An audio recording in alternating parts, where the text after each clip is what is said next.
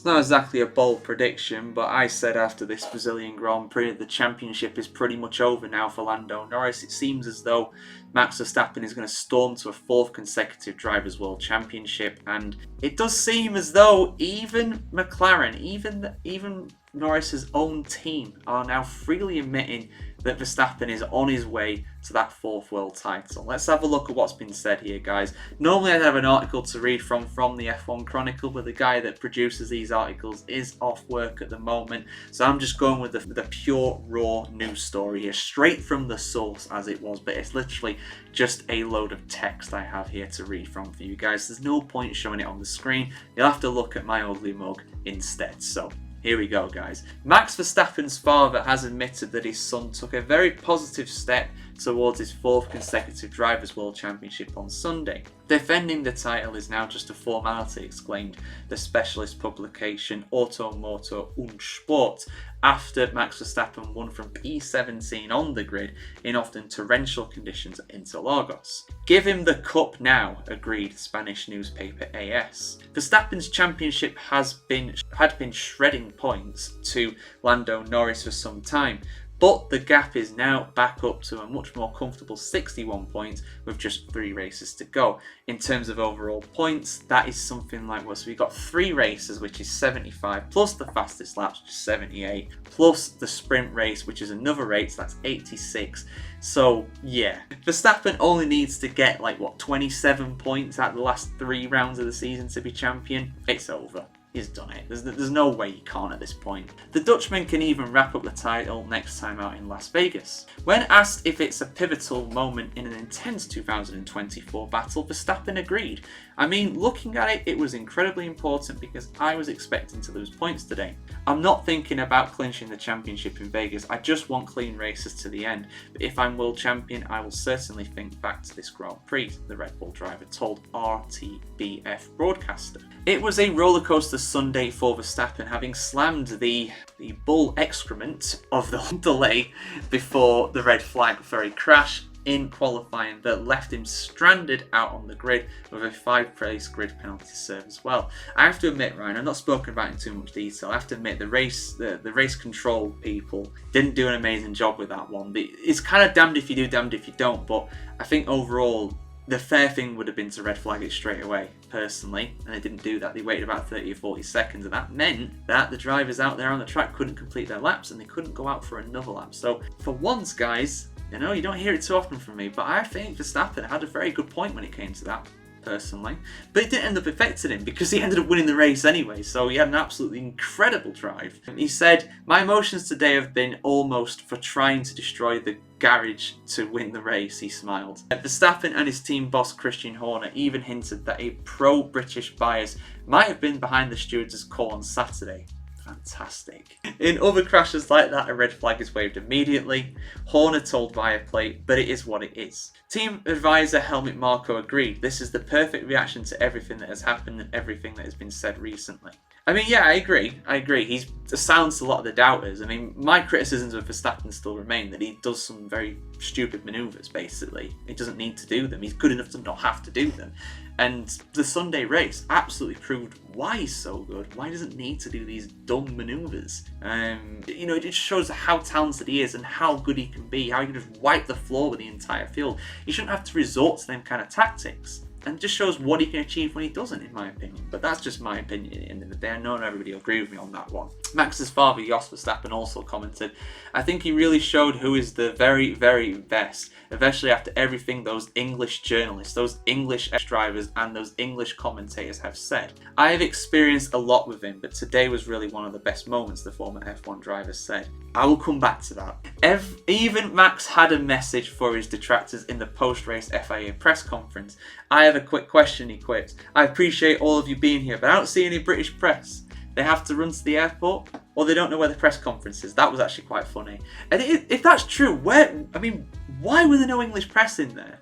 That is a weird one, isn't it, right? I mean, I've been to the British Grand Prix, as you can see with my fingers up there, the press passes. I've been to the British Grand Prix a few times as press. Very proud. I absolutely love the fact that I managed to do that. But And thank you to the F1 Chronicle for that, of course. But yeah, I mean, it is a weird one, because after the race, I mean, not everybody goes into the press conference after the F1 race. That's something that is not the case. You think that everybody would, but they don't. Quite a few people don't, actually, And the press conference, if this press conference centre is anything like Silverstone, which I imagine it probably is if it's not even smaller, you wouldn't really have that much space for everybody to get in there. So not everybody would go into the press conference centre after that. So there is that, but no British press at all in there? That is odd, isn't it? That doesn't help the whole stereotype that's going on at the moment about British bias and the British media being unfair and stuff like that. But again, I'll speak about that more in a bit. The Red Bull and Verstappen camp suspect that Britain, who is benefiting from the bias, is McLaren driver Norris, whose friendship with Max has come under strain lately. Max drove well and he was lucky today. Oh yeah, I heard this quote. This isn't good from Norris. Norris said, referring to the red flag for Franco Colapinto's crash, that the McLaren driver said gave Verstappen a free change of tyres. It was a gamble that paid off. It's not talent, it's just luck. I have to admit, right, that is a terrible... I mean, I haven't seen that interview. I think that interview was for F1 TV, which you don't have here in the UK. I have to admit that even just quoting that, it sounds terrible from Norris. Especially when Verstappen was, from what I remember, pretty magnanimous when Norris won his first race of the season in Miami, when he benefited from a safety car pit stop. And if it wasn't for that, he might not have won the race. Probably wouldn't have done, in fact. He would have been up there, of course. But, to win by such a margin in Miami would not have been possible had it not been for the safety car, which was lucky. He had no control over that. Note to say it's not talent, it's just luck, I think is incredibly disrespectful. To come from... I mean, he's obviously frustrated. I wouldn't say that he's thrown away the championship. I'd say his team maybe has thrown away the championship for him at this point, if it was ever even truly on. But it's definitely off now for sure. But whatever the case, Norris now needs 21 points per remaining race weekend more than Verstappen. He needs to win every race, basically. It's not happening. Even McLaren boss Andrea Stella admits it was a preliminary decision in the Drivers' Championship. The belief always depends on the mathematical situation, he told Viaplay when asked if he believes Norris will win the title. It's clear that Max gave a strong signal today. It's also a reminder of how strong he is. We always have to recognise his qualities. He's a 3-time world champion who is on his way to his 4th title. That is fully deserved, said Stella. But as long as we still have a theoretical chance, we will try to make it more difficult for him towards his 4th title. Max's father Jos has been highly critical of the 2024 Red Bull's pace and handling lately, but even he had to admit that Sunday in Brazil was very positive for his son. Let's hope so, he said. We have seen that a lot can always happen, and very quickly. We still have 3 races to go, so we have a bit of a rest now, but it looks good. So that's all the quotes there. Let me just circle back to something that was on here before about the British bias. Now I've got to talk about this, and I'm sure there'll be some people out there that are accusing me of it, because I'm sure there will be. And there's been a lot of interesting comments recently on the Herbert thing as well, Johnny Herbert, which, yeah, I'll be honest, I've been laughing at some of the comments on there. It's been quite funny. But in terms of the bias thing, now again, there's a few factors to this, and I don't have enough time to go into it, but I think this is primarily a criticism that is laid at the feet of Sky Sports F1, and I feel like they get the criticism for this because they are not only the broadcaster for the UK for live races, but they also do the coverage that is simulcast on a lot of other English-speaking countries as well. I think their coverage is used even in the US these days for the majority of like the live pit lane stuff and things like that. Their commentary, Martin Brundle and David Croft's commentary, or Kroon Chandok, whoever's in the commentary booth for that race, they are always broadcast in many, many countries around the world. Not dissimilar to what the BBC World Service used to do for Formula 1 back in the day as well, and I imagine ITV, when they used to cover F1, did a similar thing as well. So I feel like there is bias there with that. I'm not going to lie, they do seem quite biased towards the British drivers. That is absolutely true. But I don't have a problem with it. And I'll tell you why I don't have a problem with it. Because at the end of the day, right, they're a British media company. The majority of the people that make up their crew are British. I don't have a problem with that. You look at the Dutch coverage for Viaplay, or whoever their broadcaster is, I think it's Viaplay anyway, they're incredibly biased towards Max Verstappen. You look at when Kimi Räikkönen got his pole position at Monza in 2018, listen to the Finnish commentary on that. Are you seriously telling me that they're not biased towards Kimi Räikkönen? They were literally screaming in the commentary booth. And I'm sure you'll find a similar thing where The Italian media are very positive towards Ferrari. Back in the day when Vettel and Schumacher were winning their championships, I'm sure the German media was very positive towards them as well. It's just the way it is. The Australian media, they'll be positive towards Ricciardo back in the day. Webber, they'll be positive towards Doohan and Piastri now as well. It's just the way they are. They're looking out for their things. It's like turning on to the BBC and being like, oh, they're so biased towards the England football team. How dare they? I was hoping for a neutral coverage here. You ain't going to get it. You ain't going to get it because they've all got skin in the game at the end of the day. You'll never get a truly neutral commentary thing. And it's a similar thing with the stewards. And I'm not going to open that can of worms now.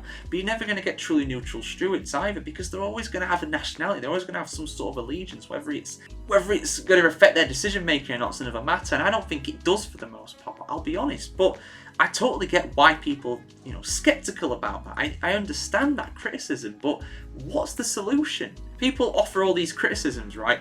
What is the solution to it? What are they going to do? Just get someone who is not affiliated with any of the teams, any of the drivers, or any of the nationality of the teams and the drivers? Are we just going to have to get some dudes from like Tahiti or something because they've got no skin in the game? They don't have any Formula 1 drivers from their country. Is that what we're going to have to do here? That's my mini rant over on that one. But yeah, interesting thoughts from McLaren to basically admit that the writing is absolutely on the wall. There is no doubt about that.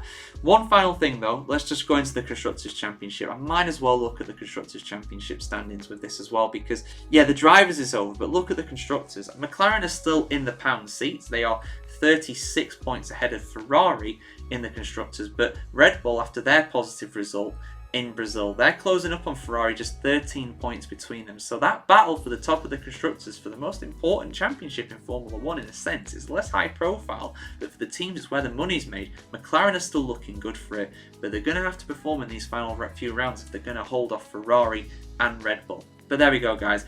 Is the championship over for Lando Norris? Let us know in the comments below.